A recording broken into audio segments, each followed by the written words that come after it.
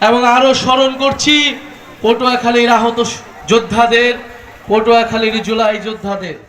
পটুয়াখালীতে এনসিপির পদযাত্রা। পটুয়াখালী থেকে প্রতিনিধির পাঠানো তথ্য ও ভিডিও চিত্রে বিস্তারিত। এনসিপির কেন্দ্রীয় নেতাকর্মীরা পটুয়াখালীতে শুভ আগমন উপলক্ষে একটি পথসভা করেছেন। এই সভায় প্রধান অতিথি হিসেবে উপস্থিত ছিলেন নাহিদ ইসলাম, আহ্বায়ক নাগরিক পার্টি। আরও উপস্থিত ছিলেন মুখ্য দক্ষিণ মহানগর হাসানাত আব্দুল্লাহ, উত্তরের ছিলেন সার্জিস আলম সহ আরও অনেকে। তারা বলেছেন যে পটুয়াখালী তাদের ২৯তম পদযাত্রা। এই দেশের শিক্ষা ব্যবস্থাকে এগিয়ে নিয়ে যেতে তারা এই দল প্রতিষ্ঠা করেছেন।